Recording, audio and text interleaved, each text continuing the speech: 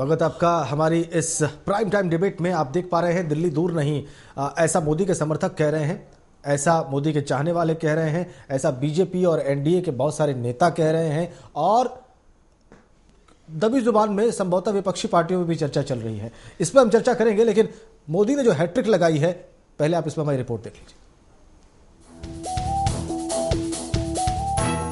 गुजरात की चुनावी रणभूमि में एक बार फिर मोदी की फतह हुई। गुजरात की जनता ने अपने मताधिकार का इस्तेमाल करते हुए अपना मुखिया चुना, मगर कांग्रेस को क्यों खारिज कर दिया, ये एक बड़ा सवाल है। लगातार तीसरी बार हाशिए पर आई कांग्रेस में आखिर क्या ऐब है जिसका खामियाजा उसे शिकस्त के रूप में भुगतना पड़ता है। हालांकि ये एक यक्ष प्रश्न है, मगर इसका जवाब ढूंढना भी काफी जरूरी था, लिहाजा हमने कई तथ्य जुटाए।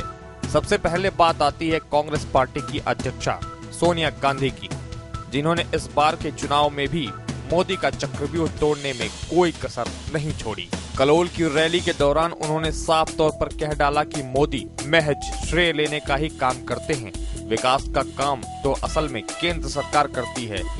उन्होंने 108 नंबर की इमरजेंसी सेवा का भी जिक्र किया, मगर मोदी तो मोदी ठहरे। उन्होंने सोनिया के इस आरोपी ब्रह्मास्त्र का खुलकर सामना किया। अब बारी आती है कांग्रेस के युवराज राहुल गांधी की। उन्होंने तो प्रहार की पराकाष्ठा ही पार कर दी। मोदी के सालों के राजनीतिक कैरियर पर कटाक्ष करते हुए राहुल ने कह डाला कि मोदी विकास की नहीं बल्कि गुस्से की राजनीति करते हैं। और इस बार जवाब मोदी ने नहीं बल्कि गुजरात की जनता ने दिया।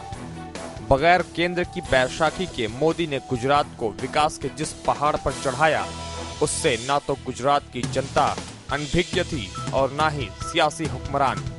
अब रही कांग्रेस के हाशिए पर आने की वजह, तो इसकी एक बड़ी वजह इसे भी माना जा रहा है कि गुजरात में कांग्रेस के पास ना तो मोदी के खिलाफ कोई बड़ा चेहरा था और ना ही ऐसे मुद्दे थे जिनके सहारे कांग्रेस मोदी के किले को भेद पाती। पिछले एक साल के अंदर लगातार हुए घोटालों ने जहां कांग्रेस की छवि खराब की, वहीं महंगाई ने भी आम आदमी को बड़ा रुलाया। इतना रुलाया कि उनके आंसुओं की धार एक बार फिर कांग्रेस को बहा ले गई। ऐसा नहीं था कि कांग्रेस ने कोशिश नहीं की। कांग्रेस के बड़े बड़े सिपहसालारों ने अपनी एड़ी से चोटी का जोर लगा दिया था। शायद कांग्रेस को ये लग रहा था कि दिल्ली से गए कुछ बड़े चेहरे मोदी के मैजिक को कम कर देंगे, मगर वो ये भूल गई कि पिछले 10 सालों में विकास की नई परिभाषा करने वाले विकास पुरुष मोदी ने गुजरात की जनता के दिलों में अपने लिए एक खास जगह बना ली है, जिसे कोई भी यूं ही नहीं मिटा सकता। बहरहाल नतीजे आ चुके हैं। गुजरात की जनता ने एक बार फिर मोदी के सिर पर रहबरी और रहनुमाई का ताज रख दिया है। ऐसे में लगातार तीसरी बार हाशिए पर कई कांग्रेस को जरूरत है एक गहरे और अर्थपूर्ण आत्ममंथन की, जिससे उसे अपनी शिकस्त की असली वजह मालूम हो सके। सुदर्शन न्यूज के लिए राकेश रंजन की रिपोर्ट। तो ये रिपोर्ट आपने देखी और इस तरह से हैट्रिक लगाई है। एक बात तय है कि प्रधानमंत्री पद का प्रोजेक्शन, अब इस विषय पर आते हैं हम। शिवराम जी, आप लोग तैयार हैं, कांग्रेस पार्टी तैयार है अगर बीजेपी उनको प्राइम मिनिस्टर प्रोजेक्ट करती है अगले लोकसभा चुनाव के लिए? नहीं, बीजेपी की अपनी पार्टी की नीति है। वो किसको प्रधानमंत्री को, कांग्रेस क्यों करेगी?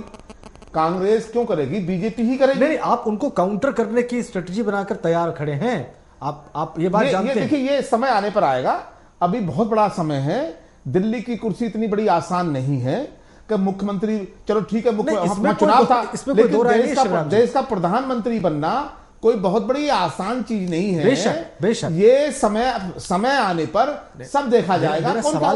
शिवराम जी, मेरा सवाल बहुत सरल है। मैं ये नहीं कह रहा हूं कि प्रधानमंत्री बनने जा रहे हैं, मैं सिर्फ ये कह रहा हूं कि अगर बीजेपी उनको पीएम के तौर पर प्रोजेक्ट करती है, तो उनकी छवि को देखकर, उनके अब तक के राजनीतिक करियर को देखकर, क्या कांग्रेस एक दल के रूप में, राजनीतिक दल के रूप में तैयार है उनको काउंटर करने के लिए? ये समय आने के बाद होगा। जब समय आएगा, जब देखा जाएगा। चलिए, आपकी ओर से पीएम कौन प्रोजेक्ट हो रहा है आज इस मौके? ये हमारी पार्टी उसी समय डिसाइड करती है। ये पार्टी का अपना निर्णय होगा। ये पार्टी के बिना हम आउट ऑफ लाइन कोई किसी तरह की भाषा का प्रयोग करना वो गलत बात है। जब इस समय आने पर जो है पार्टी निर्णय लेगी, जो होगा वो देखा। इनके यहाँ एक कारण और भी है, हम इस विषय में कहना चाहते हैं। देखिए, राहुल जी को बढ़ाने के लिए कांग्रेस ने बहुत सारे बड़े नेताओं को अपनों को निपटाया राजनीति में। बूटा सिंह जी रहे या अर्जुन सिंह जी रहे, नटवर लाल जी रहे, जिन्हें पीएम का उन्हें लगा कि योग्यता के आधार पे वो लोग आगे आ रहे हैं, इन्होंने उन्हें निपटा दिया। लेकिन मैं फिर भी यही कहना चाहता हूं कि मोदी जी के सामने कद नहीं है राहुल जी का। राहुल जी को कुछ भी ज्ञान नहीं है अभी देश का। राजनीति राहुल जी को कुछ भी नहीं पता है देश का। राहुल जी को सिर्फ एसी में बैठ के और निर्णय लेने का पता है और पूछ के पता है। लेकिन अगर भारतीय जनता पार्टी से मोदी जी है या योग्यता के आधार पर बहुत सारे लोग हैं यहाँ पर जमीनी हकीकत से वाकिफ होकर जब ऊपर जाते हैं कार्यकर्ता, लेकिन ऐसा नहीं है कि ऊपर से लाकर ठोक दिया जाए। आज मोदी जी का भी कद बढ़ रहा है और देश की राजनीति में लोग स्वीकार कर रहे हैं, वो इसलिए कर रहे हैं कि वो जमीनी हकीकत, भारत माता राहुल गांधी जी की तुलना नरेंद्र मोदी जी की इसलिए मोदी जी के सामने राहुल गांधी कुछ भी कर रही है और नरेंद्र मोदी जी भारत माता के सच्चे सपूत हैं। एक एक करके नरेंद्र मोदी जी भारत माता के सच्चे सपूत हैं। संजीव जी एक मिनट, शिवराम जी शेर हिंद है। संजीव जी एक बात शिवराम जी ने कही कि किसी बीजेपी के नेता ने आकर जीत के बाद कुछ विशेष नहीं कहा। तो सबसे पहले हम बीजेपी अध्यक्ष नितिन गडकरी और बाद में राज्यसभा में नेता विपक्ष और बीजेपी नेता अरुण जेटली की बातें सुनवा देते हैं इस जीत के बाद गुजरात की। गुजरात विधानसभा में 5वीं बार भारतीय जनता पार्टी की जीत हुई है और तीसरी बार नरेंद्र भाई के नेतृत्व में भारतीय जनता पार्टी को शानदार सफलता मिली है। गुजरात ने विकास की राजनीति को प्राधान्य दिया और देश में एक रोल मॉडल के रूप में सरकार ने अपनी साख को मजबूत किया है और गुजरात की जनता ने फिर से एक बार गुजरात के विकास के लिए नरेंद्र भाई के नेतृत्व में भारतीय जनता पार्टी को चुनकर दिया है। जहां तक गुजरात का प्रश्न है, 5 बार लगातार भारतीय जनता पार्टी गुजरात का चुनाव जीती है और 3 बार नरेंद्र मोदी के नेतृत्व में जीती है। इससे बिल्कुल स्पष्ट हो गया कि जो एंटी इनकम्बेंसी, सरकार विरोधी भावना हम लोग कहते हैं, वो गुजरात में नहीं है। नेतृत्व के प्रति भी आस्था है लोगों की, उसमें विश्वास है और सरकार की जो परफॉर्मेंस है उसको लेकर भी लोगों में विश्वास है कि सरकार अच्छा काम कर रही है। बार बार जीतना और कांग्रेस पार्टी इतने साधन खर्च करे, इतना बड़ा अभियान चलाए और उसके बाद भी हार जाए, इससे स्पष्ट है कि गुजरात के अंदर लोगों का भाजपा में और नरेंद्र मोदी में विश्वास कायम है। एंटी इनकम्बेंसी का फैक्टर गुजरात में काम नहीं किया लेकिन हिमाचल में काम कर गया और इस पर शिवराम जी का क्या कहना है? देखिए, अभी आपने ये अंश, भाषण का अंश दिखाया है जी, गडकरी साहब का दिखाया उनका, लेकिन वो साफ अक्षरों में कह रहे थे, वो पहले उन्होंने भारतीय जनता पार्टी का नाम लिया है, उसके बाद मोदी साहब का नाम लिया है। लेकिन आप मोदी साहब का भी भाषण का अंश दिखाइए, मोदी साहब ने बीजेपी का नाम नहीं लिया, गडकरी साहब का नाम नहीं लिया, वो मई में कह रहे हैं। मेरा कहने का तात्पर्य ये है कि ये तो क्योंकि अब भारतीय जनता पार्टी के वो अध्यक्ष है, उनकी मजबूरी बनती है इस तरह की, अपनी बीजेपी को, भारतीय जनता पार्टी को, इस देश की जनता को आगे प्रपोज करना, ये उनकी अपनी एक अध्यक्ष होने के नाते उनकी एक मॉरल ड्यूटी बनती है।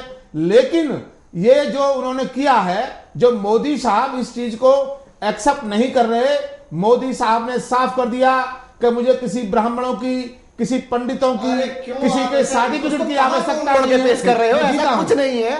और देखिए, हम फिर भी कहना चाहते हैं, आप लोग क्यों नहीं पचा पा रहे हैं कि आपकी इतनी हार हो गई है वहां पे, लेकिन आपने पहले स्वीकार कर लिया था, आप चुनाव में नहीं पहुंचे गुजरात में और हार गई इतनी, अब पचाने का इसको पचाना सीखो। कांग्रेस क्यों पचाएगी? अरे देश की जनता 2013 में या 14 में जब भी आप कहते हैं आप कल अभी 6 महीने बाद चुनाव और 3 महीने बाद चुनाव कराइए, तो आपको पता चले कि आपका क्रेज जनता में क्या है। एक राजनीतिक कटसी होती है कि अगर कोई जीतता है तो कम से कम उसकी जीत वाले दिन तो उसको बधाई नहीं, बधाई हमने पहले दे दी जी, बधाई तो हमने दी है। और एक बात जो आप कह रहे हैं कि उन्होंने कहीं अपने भाषण में अपने से, मैं से ऊपर उठकर बात नहीं की, तो आज के भाषण की मैं बात कह सकता हूं। पूरा भाषण मैंने सुना था, पूरी संभावना है कि मुझे सुनवाएं। उन्होंने कहा है कि टीम बीजेपी की और टीम गुजरात की ये जीत है, नरेंद्र मोदी की जीत नहीं है। इस बात को उन्होंने झुठलाया है, तो ये बात मैं आपकी खारिज कर रहा हूं। लेकिन उनके जो वर्ड्स थे, पार्टी माँ होती है और वो जो है कुछ इस टाइप की उनके जो है वर्डिंग से, तो उन्होंने बोला है कि पार्टी माँ होती है और पार्टी संगठन बड़ा है। हाँ, ये बात आते रहते हैं, ये बात शब्द को। और सुन लीजिए, हमारे एक और कहना चाहते हैं, हमारे यहाँ तो बहुत पढ़ाया जाता है अनुशासन में, ओ शिखरों पर चढ़ने वालों मत बात करो अपनी अपनी, सी टूटे लाखों चट्टानों के तो चलने की राह बनी। मोदी जी तो भाई प्रचारक हैं बड़े लेवल के, ऐसे थोड़ी मोदी जी हैं कि मोदी जी को कुछ पता नहीं है। मोदी जी अगर को पता नहीं होता तो ये सरकारें नहीं बनती, प्रचंड बहुमत से नहीं जीतते। आज भारतीय जनता पार्टी का इतना बड़ा गुजरात में कोई, देखिए आप देखिए, कोई विरोधी नहीं है, सामने सब लोग चित हो गए हैं जी।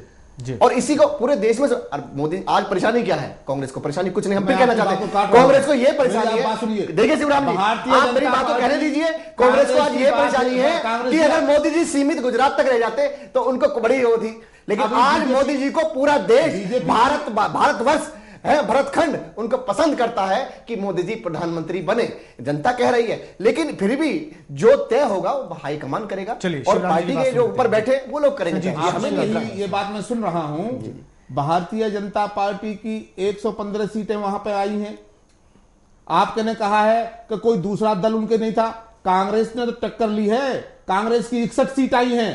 कांग्रेस कोई बहुत बड़ी, कांग्रेस भी बहुत अच्छे चुनाव लड़ा है, पहले से बेहतर प्रदर्शन, हमारी 61 सीटें वहां पर आई हैं। बात को तो बोल रहे हैं। 6 महीने पहले जब चुनाव शुरू हुआ है, चुनाव से 6 महीने पहले वहां राहुल गांधी जी, सोनिया गांधी जी पहुंच गए होते, वहां जम के चुनाव करते तो और पता चलता स्थिति क्या निखर के आने वाली है। हमारी जो मंशा थी, भारतीय जनता पार्टी की 2 प्रांतों में सरकार थी। कांग्रेस की मंशा ये थी कि 2 प्रांतों में से हमको एक की सरकार लेनी है। हमने हिमाचल की सरकार ले ली, हिमाचल में हम जीत गए। और हमारी लड़ाई भारतीय जनता गुजरात में हमारी लड़ाई बरकरार है। एक बार भारतीय जनता पार्टी की सरकार बनती है और एक बार कांग्रेस की सरकार बनती है, ये सबको पूरे देश में पता है। हिमाचल में ना कि एक जो है हमारा हाईकमान चाहता था, हमारी पार्टी चाहती थी कि एक सीट ले ले, तो आप दोनों लोग एक काम करिए, बड़ी पार्टी के लोग हैं, भाजपा और कांग्रेस 50-50 जो है % अपनी अपनी गवर्नमेंटें स्थापित कर दीजिए और बाकी इलेक्शन का जो है चक्री खत्म कर दीजिए। देखिए ऐसा नहीं है, ऐसा नहीं होता है। जो आप कह रहे हैं, कांग्रेस पार्टी ने वहां गुजरात में, जहां गुजरात की बात चल रही है, मोदी साहब बनाम कांग्रेस ने बहुत अच्छा चुनाव लड़ा है और हमारा जो वोट स्तर बहुत बड़ा है, इसमें कोई दो राय नहीं है। बहुत एक बात मैं पूछना चाहूंगा, 3% बढ़ा है शिवराम जी, एक बात, हमारा वोट प्रतिशत बढ़ा है, हमारा वोट प्रतिशत बढ़ा है। आपके पीसीसी प्रेसिडेंट 17,000 वोटों से ज्यादा अंतर से हार गए हैं। उनका नेतृत्व क्या था? अर्जुन मोड़वाडिया जो गुजरात के अंदर क्या नेतृत्व था, किस तरह से उन्होंने सीटों का बंटवारा किया जब वो खुद अपनी सीट नहीं बचा पाए? शक्ति सिंह गोहिल जरूरी नहीं है कि प्रदेश अध्यक्ष होने के नाते प्रदेश अध्यक्ष होने के नाते वो जीत जाए। अगर कल को मोदी साहब हार जाते तो क्या बात होती? नहीं, कैसे हार जाते? नहीं, ये बात हवा में बातें कर रहे हैं, तो जरूर मोदी जी कैसे हार जाएंगे, हमको ये समझ में नहीं आ रहा। हार जाते तो चर्चा होती, लेकिन यहाँ तो तथ्य है कि वो हार गए।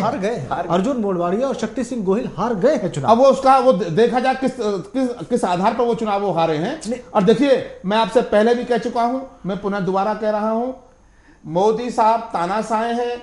वहां पर वो मुख्यमंत्री थे, 2 बार से मुख्यमंत्री थे। उनका जो लोकल शासन प्रशासन उनके अंदर था, सारी चीज, वो सब डरे हुए थे। उन्होंने उनकी मंशा मोदी साहब सही तो बोलो, ऐसे करके मोदी साहब भारत माता के सच्चे सपूत हैं, शेरे हिंद हैं, राष्ट्रवादी हैं, बाकी सबने भेजा। मोदी साहब पूरा देश उनको प्रेम कर रहा है, पूरा देश उनको देख रहा है, पलकों पे बैठाने के लिए तैयार है, पीएम बनाने के लिए तैयार है। उसके बावजूद भी आपको क्या कह रहे हैं? चलिए विषय थोड़ा सा बदलते हैं, कर दिया आप क्या का सीटों का आपके यहाँ लड़ाई है, नटवर लाल जी को खत्म कर दिया, बूटा सिंह जी को खत्म कर दिया, और रास्ते में आ रहे हैं उनको खत्म कर रहे हैं। हमारे यहाँ ऐसा नहीं है। हमारे यहाँ किसान और मजदूर का बच्चा भी अगर भारतीय जनता पार्टी का कार्यकर्ता बनता है तो वो भी पीएम बन सकता है, वो भी राष्ट्रीय अध्यक्ष बन सकता है। आपने यहाँ ऐसा नहीं हो सकता। कांग्रेस पार्टी अनुशासित पार्टी। शिवराम जी अनुशासित, चलिए ठीक है, आपने स्वीकार किया अपने हार को, आपने बधाई दी है, लेकिन एक बात पे संजीव जी आपको ही बधाई देनी पड़ेगी। वो विषय ये है कि हिमाचल में बीजेपी हार गई है, चाहे उसको गुटबाजी कहिए या कांग्रेस का बेहतर प्रदर्शन कहिए, वीरभद्र सिंह का प्रभाव कहिए। इस विषय पर हम चर्चा करेंगे इस बहुत छोटे से ब्रेक के बाद। चिंतन के बाद देखिए, चिंतन में बैठेंगे सब लोग।